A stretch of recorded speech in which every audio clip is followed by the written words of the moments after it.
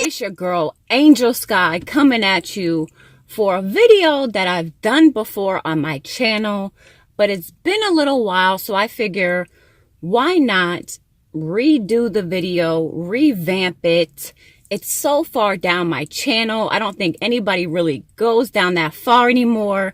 I've gotten a lot of questions, so why not redo it, be able to answer everybody's questions, and let y'all know who is Angel Sky. So without further ado, let's get into this video. Okay. So I am currently a 35-year-old stay-at-home mother of 5 children. We have Angela, Anthony, Alana, Ariana, and Elijah. So I had my oldest daughter, as you guys know. She's not in my vlog. She's a very private person. She doesn't want to be exposed that much into the public. So I do have to respect her privacy.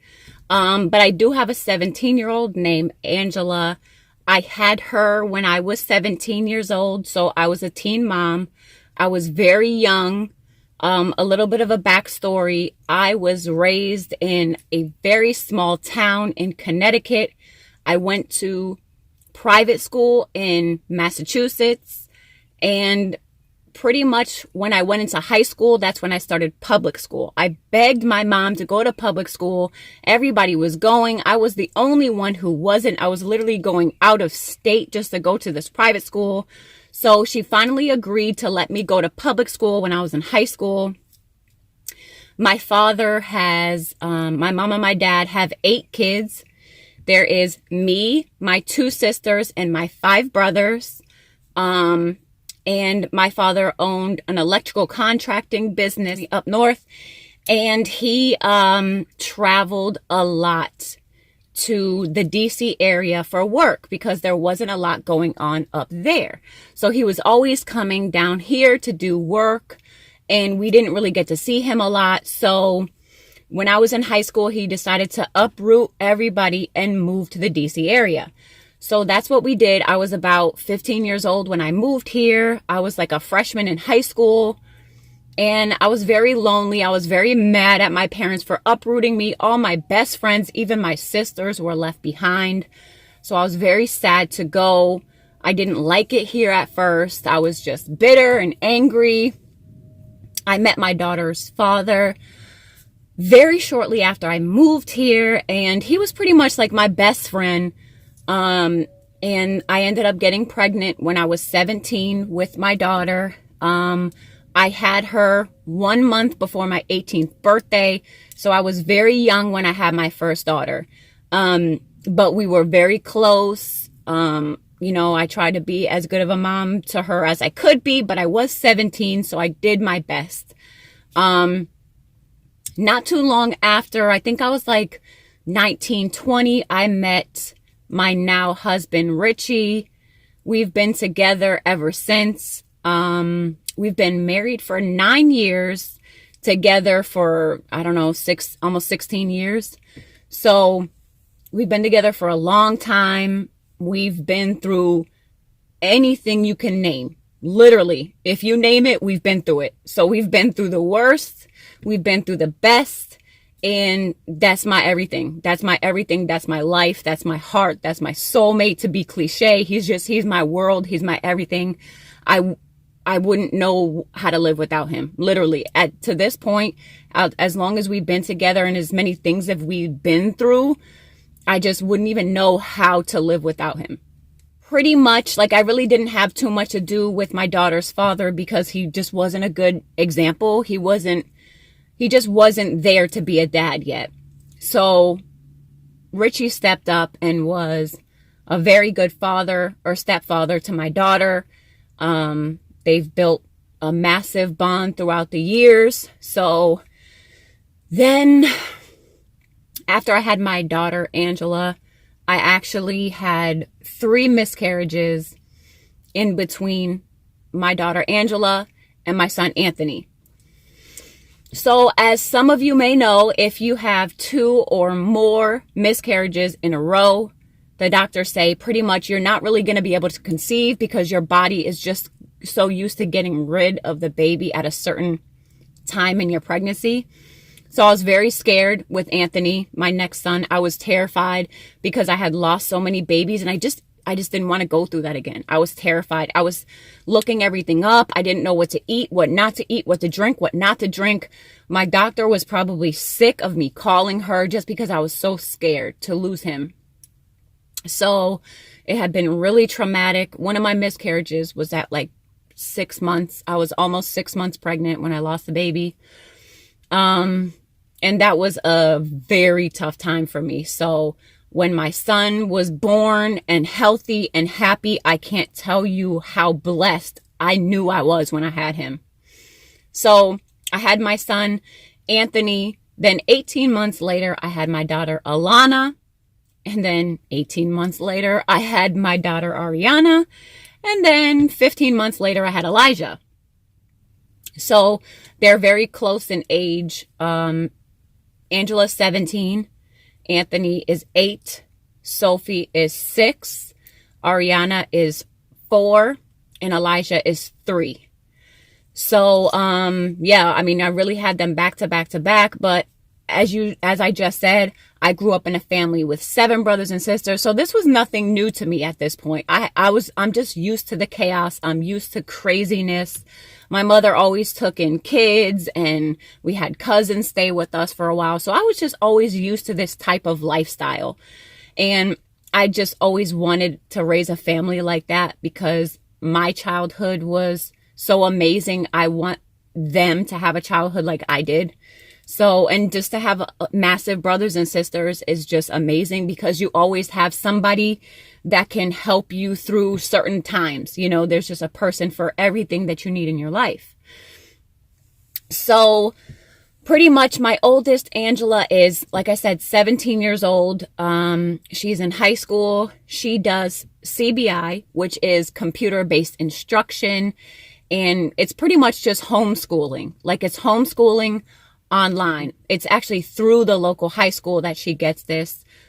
She does CBI every school day, and then she also has a homebound instructor come Monday and Wednesday for a couple hours to help her out with anything that she is, not understanding, or just for support and making sure she stays on top of her work. And then Monday and Thursday, she goes to class at another local high school where they also have teachers in multiple subjects to help her make sure she's on task, make sure she's not behind on anything. And if she needs to take a test, she can test there. She will graduate next year from high school. Just saying that, I can't even tell you how crazy that is to say that I have a 17-year-old who's going to be 18 this year and who's going to graduate from high school. Like, oh my gosh, I can't believe it. But Anthony, our son, our oldest son, he is on the spectrum. He is autistic. We don't have a diagnosis of exactly where on the spectrum he is, but it is very clear to me and his school that he is on the spectrum. So if you see him doing, certain things or acting a certain way, it's because he's autistic. I have went all the way out of my way since he was 2 years old to make sure he is well taken care of.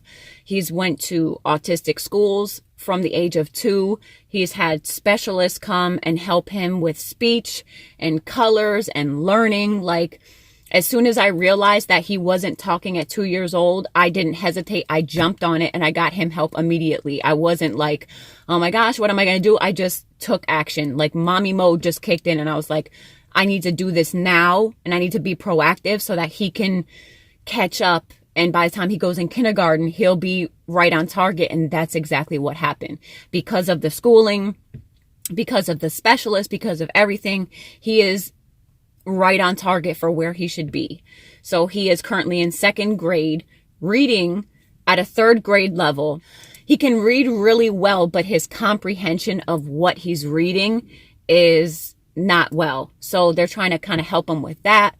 They have specialists inside the school who pull him out of certain classes to help him with certain things he's falling behind on. We have my 6-year-old daughter, Sophie, who is just the most amazing daughter that you can ever ask for in life. She helps me so much. She is caring. She is compassionate. She is loving. She is gorgeous. She's just like everything that you want in a daughter. That is literally Sophie. She's an amazing young woman. She does really well in school. I've never heard one bad thing, a bad report come from her. She's amazing. And then you have Ariana and Elijah. Obviously, I love my kids, but they are a lot to deal with. You know, they're just at the ages where they're just crazy and they're testing the waters. They're testing me. They're seeing what they can get away with. So, you know, when they're 3 and 4 years old, that is just any 3 and 4 year old. But they have each other. But she is going into kindergarten this year. So Elijah will be going to a daycare once she goes into school, and I will be going back to work full time or maybe part time. I haven't gotten there yet, but towards the end of the summer, I will be going back to work. Since there's only going to be one kid in daycare. My husband works his butt off. The only reason that you don't see my husband in a lot of vlogs is because he works 80 hours a week. And that's not like an over exaggeration. He literally works his butt off for his family. We have 5 kids. There's 7 people to feed. There's 7 people to do laundry for. We have a lot of expenses. He works as a shift supervisor in a warehouse. He goes into work at 3:30, 3:45, and he doesn't get off until about 7 o'clock in the morning. Give or take, some days are lighter, some days are earlier, just depends on what's happening. But he works Sunday, Monday, Tuesday, Wednesday, Thursday, and he has Friday and Saturday off. So that's pretty much it. That's our dynamic. You know, like I said, I just always wanted my kids to have the same upbringing that I did, with a lot of brothers and sisters, a lot of support, traditions, family. Unfortunately, we don't have a lot of family that lives nearby. It's pretty much just my mom and dad and 1 or 2 of their uncles. Everybody else is kind of just in Florida or up in Connecticut or in Massachusetts, or we have family in Richmond. So we don't have a lot of family around here, but we make do and we make our own traditions and we make our own fun. So I have been thinking about doing this YouTube channel for about 2 years now. I know that sounds kind of crazy, but I really wasn't sure if I wanted to do it. I have been approached by many family members and friends to try to branch out and just do it and start it. And I have thought about it for a very long time until I grew enough skin to really be able to just take the plunge and do it. I just wanted to get comfortable within myself, because any backlash that might happen, I just wanted to be strong enough to be able to take it, because putting your family out there for YouTube is a scary thing. And you just have to be able to take some of the backlash that you know you're going to get. Not everybody is going to agree with the things that you do with your kids. Not everybody's going to agree with what you do on a day-to-day basis. So I pretty much just had to get comfortable and strong enough within myself to be able to put our lives on YouTube. So that's what I did. I waited. I strengthened myself as a woman and as a mother. So I was ready for anything that kind of came my way. So here we are. I started this YouTube in December. It is now April. We're still going. We're still going strong. My kids honestly really love to do this. If I felt at any point that this was not a good thing for my family, understand that I would stop it immediately. If there was anything happening or going on, my family is always going to be priority. So if that were ever the case, I would have to stop my YouTube channel. And maybe you could just follow me on Instagram or Facebook, but family is my everything. My kids are my everything. I have stayed home with them for years. I haven't worked in a very, very, very long time. So I've put my blood, sweat, and tears into my kids just to make sure that they're going to be okay, that they're going to be good, that I'm going to raise them as good people, because it's kind of like something you don't see every day. I know that sounds kind of horrible to say, but I pride myself on my men, or my little boys, I shouldn't say men, my little boys being gentlemen, such as opening the doors for people, pulling out chairs, saying thank you, excuse me, not walking in front of people. Like, I really want to instill morals and respect into my kids. And that's one of the biggest things that I work on with them every day, is their morals and their respect for other people, no matter how they treat you or what they do to you. So my son, Anthony, is in a regular second grade. He just gets pulled out for autism, for help that he needs with reading comprehension, speech therapy, and whatever he needs help in as far as school goes. But he is in a regular second grade class, which I think has been really good for him, because he is a very like monkey see, monkey do kind of kid. So for him to look at all the other kids and kind of like see what they're doing and understand how to do certain things. But it just now started to get a little difficult, because he is being made fun of a lot. He's being picked on a lot. The other little kids are being really mean to him. And I can't necessarily fault those little kids, because they don't know what they're doing. They just see that he's different, and they're just not accepting of him. So it's been really tough. As far as the second grade goes, kindergarten was fine, first grade was fine. Second grade has been really hard on him. So I'm actually pushing to have him in a just autistic class, because I can feel his uncomfortability.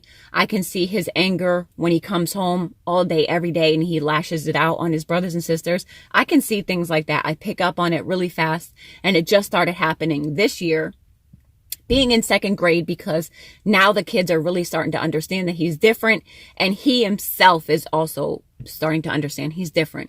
So I am trying to put him in an all autistic class so that he feels more comfortable, and that he won't be picked on, and that he's with people that are like him, so he won't feel so insecure about himself, and he can just be himself.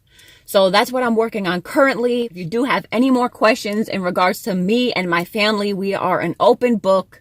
Feel free to ask any questions. Comment down below and let me know.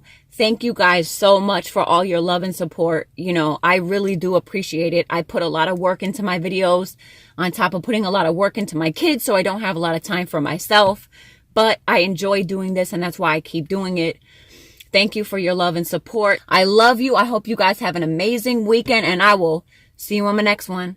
Bye, guys. Don't forget to like, subscribe, and I'll see you in the next one.